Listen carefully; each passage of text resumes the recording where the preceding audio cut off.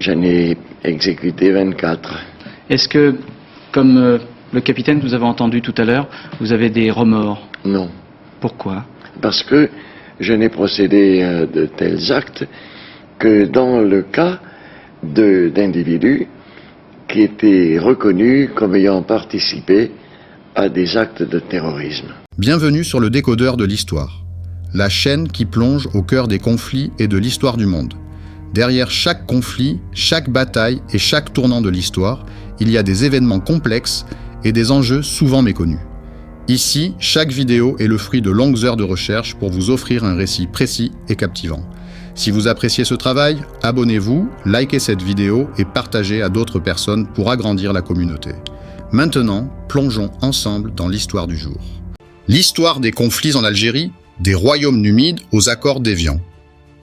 L'Algérie, ce vaste territoire d'Afrique du Nord, est une terre qui a toujours fasciné par ses paysages grandioses, ses montagnes arides et ses plaines fertiles. Mais derrière cette beauté naturelle se cache une histoire marquée par une série de conflits, d'invasions et de révoltes qui ont façonné son identité. Je poserai la question aux Algériens en tant qu'ils sont des individus, car depuis que le monde est le monde, il n'y a jamais eu d'unité, ni à plus forte raison de souveraineté algérienne. De la résistance des Numides contre Rome aux batailles féroces contre la France, en passant par l'ère des pirates barbaresques qui faisaient trembler l'Europe, l'Algérie a toujours été au cœur des tensions mondiales. Aujourd'hui, nous allons retracer cette histoire tumultueuse et comprendre comment chaque époque a contribué à faire de l'Algérie ce qu'elle est aujourd'hui. Les royaumes numides et l'expansion romaine. Il faut remonter plus de 2000 ans en arrière pour voir les premières grandes batailles sur cette terre. À l'époque, l'Algérie était peuplée par les Numides, un peuple berbère redoutable, connu pour ses cavaliers d'élite et sa connaissance parfaite du désert. L'un des plus grands rois numides fut Massinissa, depuis 202 à 148 avant Jésus-Christ. Un stratège hors pair qui sut jouer un jeu politique d'alliance et de trahison avec Rome et Carthage. Son but ? Unifier les tribus berbères et créer un royaume puissant. Son succès fut tel que Rome, après l'avoir utilisé contre Carthage, finit par annexer la Numidie. Mais les Numides ne se laissèrent pas faire si facilement. Un autre roi numide, Jugurtha, 160 à 104 avant Jésus-Christ, entra en guerre contre Rome avec une idée simple. Résister par tous les moyens. Il mena une guerre de guérilla, frappant les légions romaines là où elles ne s'y attendaient pas. Mais Rome, fidèle à ses méthodes brutales, finit par l'emporter en achetant la loyauté de ses alliés. Jugurtha fut trahi, capturé et exécuté en 104 avant Jésus-Christ, mais son nom resta gravé dans l'histoire comme un symbole de résistance. De la conquête arabe aux pirates barbaresques, une terre de guerre et de commerce. Après Rome, plusieurs envahisseurs se succédèrent en Algérie. Les Vandales, les Byzantins, puis les Arabes au 7e siècle. Avec eux, l'islam et la langue arabe se répandirent dans la région, mais ce fut aussi une époque marquée par la résistance berbère, notamment menée par la reine Caïna, une guerrière redoutable qui refusa de plier face aux envahisseurs. Au fil des siècles, l'Algérie devint un carrefour commercial stratégique, notamment grâce à ses ports donnant accès à la Méditerranée. Mais cette position attira aussi les convoitises des grandes puissances européennes, notamment l'Espagne, qui tenta de s'y installer au XVIe siècle. C'est à ce moment-là qu'apparurent les pirates barbaresques, une force qui allait changer la géopolitique maritime du monde. L'âge d'or des pirates algériens, un empire de terreur sur les mers. Imaginez un instant, vous êtes un marchand espagnol en route vers l'Italie, transportant des épices, de l'or et des esclaves. Soudain, à l'horizon, des navires surgissent. Ce ne sont pas de simples pirates, ce sont les corsaires barbaresques, les maîtres incontestés de la Méditerranée. À leur tête, Harouch Barberousse, un marin d'origine grecque converti à l'islam, qui devint l'un des plus redoutés des corsaires. Lui et son frère, Khair ad-Din Barberousse, mirent en place un système redoutable. Ils attaquaient les navires chrétiens, capturaient des otages et exigeaient d'énormes rançons. Mais pourquoi faisaient-ils cela ? En réalité, ce n'était pas qu'un simple pillage. Les corsaires barbaresques avaient un objectif clair, affaiblir les puissances européennes tout en servant l'Empire ottoman qui les soutenait. Ils transformèrent Alger en un repère de pirates, un état corsaire où tout se vendait et s'achetait. Face à cette menace, les grandes puissances européennes tentèrent de réagir. En 1816, les Britanniques et les Hollandais bombardèrent Alger pour mettre fin à la piraterie. Mais ce ne fut qu'avec l'invasion française en 1830 que l'ère des pirates d'Alger prit véritablement fin. L'invasion française et la longue résistance algérienne. L'Algérie passa alors sous domination française, mais ce fut loin d'être une soumission pacifique. Très vite, des figures emblématiques comme l'émir Abdelkader prirent les armes pour défendre leurs terres. Abdelkader, fin stratège et homme de foi, mena une guerre de guérilla contre les Français, réussissant même à établir un État indépendant pendant plusieurs années. Mais en 1847, après une résistance acharnée, il fut contraint de se rendre. Les décennies suivantes furent marquées par des révoltes sanglantes, comme celle de Cheikh Mokrani en 1871. À chaque soulèvement, la France répondait par une répression impitoyable, confisquant les terres, brisant les tribus et imposant un système colonial brutal. L'invasion française de l'Algérie. Pourquoi et comment ? En 1830, l'Algérie n'était pas un pays faible et isolé. Bien au contraire, elle faisait partie des grandes puissances méditerranéennes, notamment grâce à Alger, l'une des villes les plus redoutées des Européens en raison de sa flotte de corsaires. Mais comment est-on passé d'un territoire souverain et respecté à une colonisation brutale et systématique par la France ? Les raisons de l'invasion. Plus qu'une simple vengeance. L'histoire officielle, souvent simplifiée, explique que la France a envahi l'Algérie à cause de l'affaire de l'Éventail en 1827. Mais la réalité est bien plus complexe. Une histoire de dette colossale. Depuis la Révolution française, la France devait d'importantes sommes d'argent à des commerçants algériens, notamment les riches négociants juifs Bakri et Busnak. Ces derniers avaient avancé de la nourriture aux armées napoléoniennes sous forme de blé, mais Paris refusait de payer la dette. Une crise politique en France. En 1830, le roi Charles X faisait face à une montée de l'opposition en France. Son pouvoir était fragilisé et une victoire militaire en Algérie aurait permis de redorer son image et de détourner l'attention des Français des problèmes internes. Un objectif impérialiste. L'Empire ottoman, qui contrôlait théoriquement l'Algérie, était en déclin. La France voulait s'emparer de ce territoire stratégique pour dominer la Méditerranée et contrer l'influence britannique. L'affaire de l'Éventail, un prétexte pour la guerre.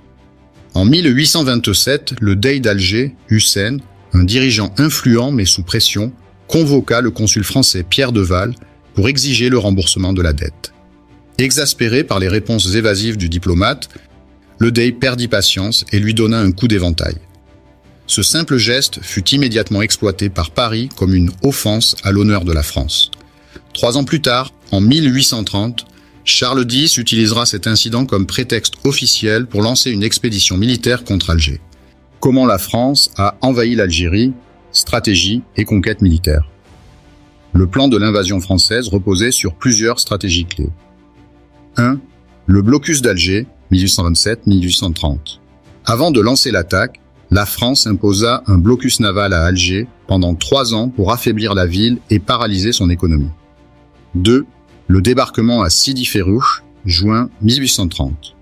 Le 14 juin 1830, une armée française de 37 000 hommes sous le commandement du général de Bourmont débarqua à Sidi Ferrouch, à 30 km d'Alger. Les troupes françaises avancèrent rapidement, utilisant des tactiques de guerre éclair pour surprendre les forces algériennes. 3. La bataille de Staweli, 19 juin 1830. Les troupes algériennes, mal organisées et sous-équipées face à l'artillerie française moderne, furent battues près de Staweli. 4. La prise d'Alger, 5 juillet 1830. Après plusieurs jours de bombardements intensifs, les Français entrèrent dans Alger. Le Dey Hussein fut forcé d'accepter l'exil et la ville fut pillée. L'Algérie, pourtant réputée imprenable, venait de tomber en quelques semaines. Mais si Alger était occupée, le reste du pays n'était pas prêt à se soumettre sans combattre. Les grandes résistances algériennes contre la colonisation. Dès les premières années de l'occupation, les Algériens menèrent une résistance sanglante contre la présence française. L'émir Abdelkader, 1832-1847. le premier grand chef de la résistance. En 1832, Abdelkader ibn Mourieddine, un jeune chef spirituel et militaire, lança une guerre de guérilla contre les Français. Il créa un État algérien indépendant avec une administration et une armée moderne. Après 15 ans de combats acharnés, il fut contraint de se rendre en 1847 après que la France eut utilisé une politique de terre brûlée contre les civils. La politique de la terre brûlée est une stratégie militaire brutale que la France a utilisée en Algérie pour briser la résistance des combattants algériens. Elle consistait à détruire tout ce qui pouvait soutenir les populations locales, villages, récoltes, bétail, sources d'eau. L'objectif était simple, priver les résistants de tout soutien logistique et affamer les civils pour les pousser à la reddition. Comment la France a appliqué la politique de la terre brûlée en Algérie? Dès les premières années de la colonisation, les généraux français, en particulier Thomas Robert Bugeaud, ont compris que les résistants algériens pouvaient compter sur les tribus locales pour se ravitailler et se cacher. Plutôt que d'affronter directement les combattants sur le terrain, ils ont opté pour une stratégie de destruction systématique des moyens de survie des populations civiles. Les tactiques utilisées. 1. Incendier les villages. Chaque fois que l'armée française capturait une région suspectée de soutenir la résistance, elle brûlait les maisons, détruisait les récoltes et massacrait le bétail. En 1843, après une victoire contre l'émir Abdelkader, Bugeaud ordonna l'incendie de plusieurs villages entiers, laissant des milliers de familles sans abri. 2. Massacrer les civils pour briser la volonté de résistance. La France n'hésitait pas à tuer des civils en masse pour terroriser les populations. En 1844, après une bataille contre Abdelkader, Bugeaud ordonna de saboter les tribus qui le soutenaient en tuant les hommes et en capturant femmes et enfants. 3. Enfermer les populations dans des grottes et les asphyxier. L'un des épisodes les plus atroces de cette stratégie fut le massacre des grottes du Dara en 1845. Le général Cavaignac et le colonel Pélissier poursuivaient des résistants algériens dans la région du Dara. Plus de 500 hommes, femmes et enfants s'étaient réfugiés dans une grotte pour échapper aux soldats français. Les Français décidèrent alors de boucher l'entrée de la grotte et d'allumer des feux pour asphyxier ceux qui étaient à l'intérieur. À l'ouverture des grottes, ils trouvèrent des cadavres entassés, morts dans d'atroces souffrances. 4. Empoisonner les puits et abattre les arbres fruitiers. Dans certaines régions, les soldats français versaient du poison dans les sources d'eau où ils jetaient des cadavres pour les rendre impropres à la consommation. Des oliviers et figuiers centenaires furent abattus pour empêcher les populations locales de survivre en autonomie. Les conséquences humaines et sociales. Des dizaines de milliers d'Algériens moururent de faim et de soif à cause de cette politique. De nombreuses tribus furent décimées ou réduites en esclavage. Une terreur psychologique s'installa, car chaque village savait que toute révolte entraînerait une destruction totale. Cette politique s'est poursuivie bien après l'époque de Bugeaud et Abdelkader. Pendant la révolte de Mokrani en 1871, la France appliqua de nouveau cette tactique. Plus de 500 000 hectares de terre furent confisqués et des milliers de familles algériennes furent exilées ou massacrées. Pourquoi la France a utilisé cette stratégie? Éviter une guerre longue et coûteuse. Plutôt que d'affronter les résistants dans des batailles classiques, les Français cherchaient à les affaiblir indirectement en exterminant leur soutien. Briser toute velléité de résistance. En détruisant les structures sociales et économiques des Algériens, la France voulait imposer une soumission totale. Faciliter la colonisation. Une terre sans habitants ou avec une population réduite était plus facile à contrôler et à redistribuer aux colons européens. Cette politique de la terre brûlée a marqué l'histoire coloniale de l'Algérie et a laissé des cicatrices profondes. Ce fut l'un des moyens les plus barbares utilisés par la France pour écraser la résistance algérienne, bien avant la guerre d'indépendance de 1954. La révolte de Cheikh Mokrani, 1871. Une résistance dévastatrice. Après la reddition d'Abdelkader, la répression coloniale s'intensifia. Mais en 1871, une nouvelle insurrection éclata sous la direction de Cheikh Mokrani. Les causes de la révolte. 1. La France avait confisqué des millions d'hectares de terres agricoles aux Algériens pour les donner aux colons européens. 2. L'administration coloniale imposait des impôts excessifs sur les Algériens musulmans. 3. Après la guerre de 1870 contre la Prusse, l'armée française affaiblie en Algérie semblait plus vulnérable. Le déroulement de l'insurrection. En mars 1871, Cheikh Mokrani, soutenu par son frère Boumezrag et Cheikh El Haddad, déclencha une grande révolte. Plus de 250 000 insurgés prirent les armes, attaquant les garnisons françaises et libérant plusieurs villages. Mais la France, déterminée à écraser cette rébellion, envoya des renforts massifs. La répression et les conséquences. Cheikh Mokrani fut tué au combat en mai 1871. Son frère Boumezrag fut capturé et exilé en Nouvelle-Calédonie. Plus de 500 000 Algériens furent exécutés, déportés ou réduits en esclavage. Des milliers d'hectares de terre furent confisqués par la France. Cette insurrection marqua l'une des répressions les plus sanglantes de l'histoire coloniale en Algérie. Général Paul Aussarès, bonsoir. Vous étiez le coordinateur des services de renseignement à Alger en 1957. Vous avez participé à des actes de torture? Non. Mais vous avez participé à des exécutions sommaires? Oui. Vous avez exécuté combien de gens? J'en ai exécuté 24. Est-ce que, comme le capitaine que nous avons entendu tout à l'heure, vous avez des remords? Non. Pourquoi?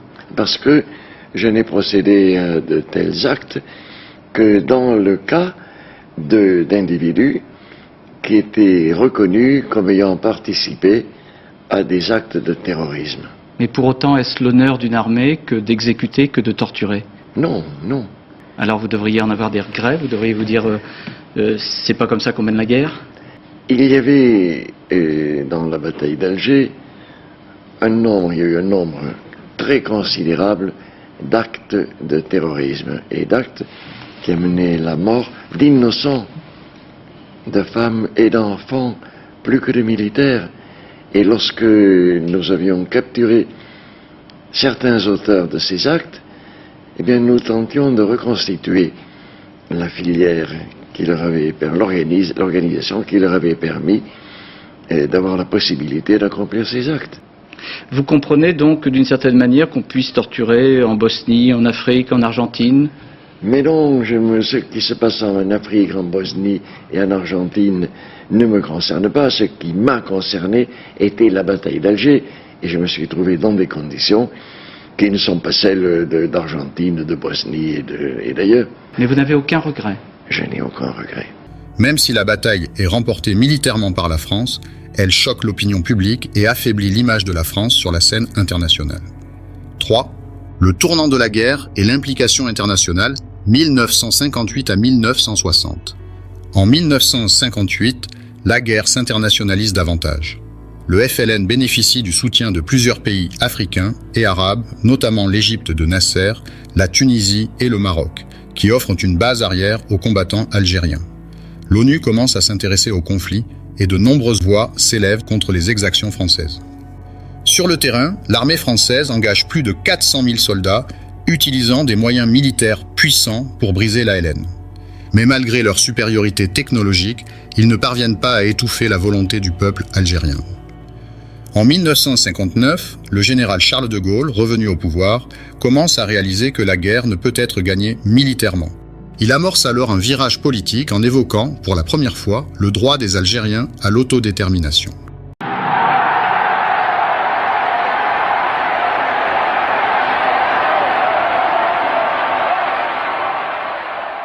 Je vous ai compris. Personne n'a compris ce que De Gaulle a compris. L'ambiguïté lui sert de stratégie. 4. Les négociations et la victoire algérienne, 1960-1962. À partir de 1960, la guerre bascule en faveur du FLN. La France, confrontée à une pression internationale grandissante et à une opinion publique de plus en plus opposée à la guerre, accepte d'ouvrir des négociations.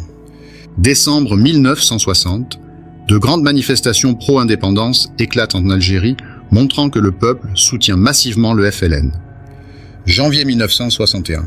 Un référendum en France montre que 75% des Français sont favorables à l'autodétermination de l'Algérie. Avril 1961. Des généraux français favorables à l'Algérie française tentent un coup d'État contre De Gaulle, le putsch des généraux. Mais il échoue. Face à l'inéluctabilité de l'indépendance, les négociations avancent et aboutissent aux accords d'Évian, signés le 18 mars 1962. 5. Les accords d'Évian et l'indépendance de l'Algérie. Les accords d'Évian, signés entre le gouvernement français et le gouvernement provisoire de la République algérienne, GPRA, mettent officiellement fin au conflit et établissent les conditions de l'indépendance. Principaux points des accords. Un cessez-le-feu immédiat, entré en vigueur le 19 mars 1962.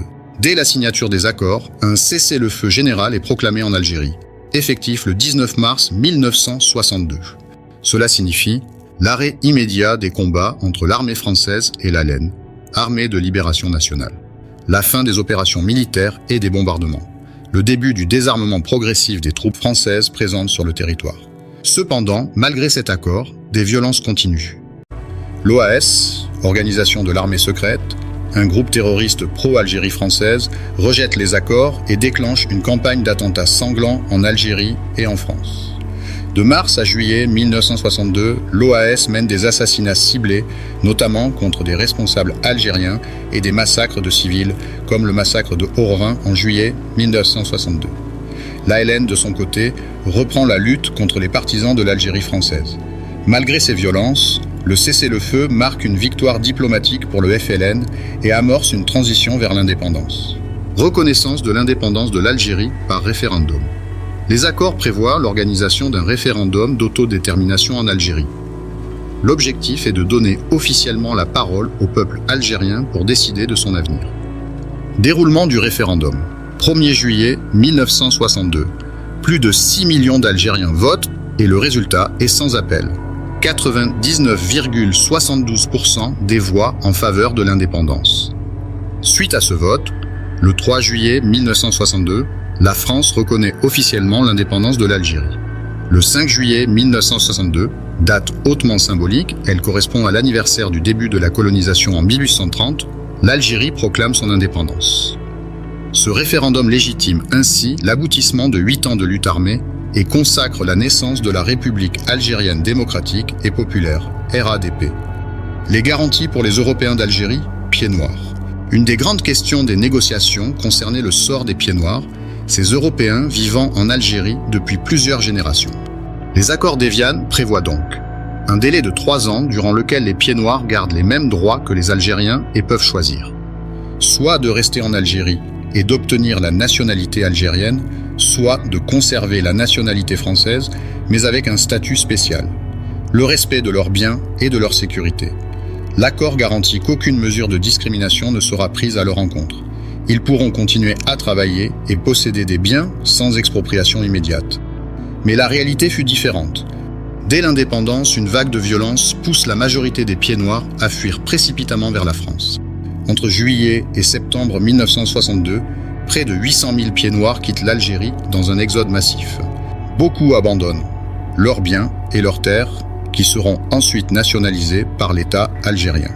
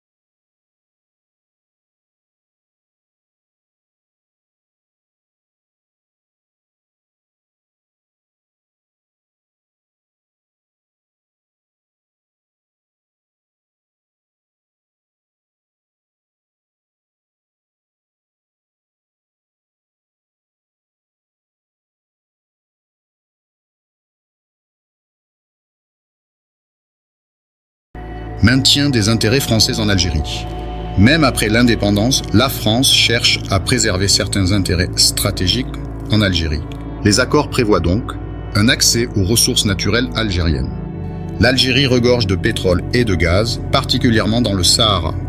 La France obtient des contrats préférentiels pour l'exploitation de ces richesses pendant plusieurs années après l'indépendance. Le maintien d'une présence militaire temporaire. La base navale de Mers el-Kébir, un site stratégique situé près d'Oran, reste sous contrôle français pendant 15 ans. La France garde également un accès aux sites d'essais nucléaires dans le Sahara jusqu'en 1967, où elle continue de mener des tests malgré les risques environnementaux et humains. Toutefois, après quelques années, l'Algérie renégocie ses accords et reprend le contrôle total de ses ressources et de son territoire. Le 1er juillet 1962, un référendum d'autodétermination est organisé en Algérie. 99,72% des Algériens votent pour l'indépendance. Le 5 juillet 1962, l'Algérie proclame officiellement son indépendance, mettant fin à 132 ans de colonisation française. C'est le début d'une nouvelle ère pour le pays, mais aussi de nombreux défis à relever. Les accords d'Évian représentent une victoire majeure pour l'Algérie. Ils permettent la fin officielle de la colonisation française. Ils posent les bases de la souveraineté algérienne. Ils assurent une transition diplomatique entre les deux pays, malgré les tensions post-indépendance.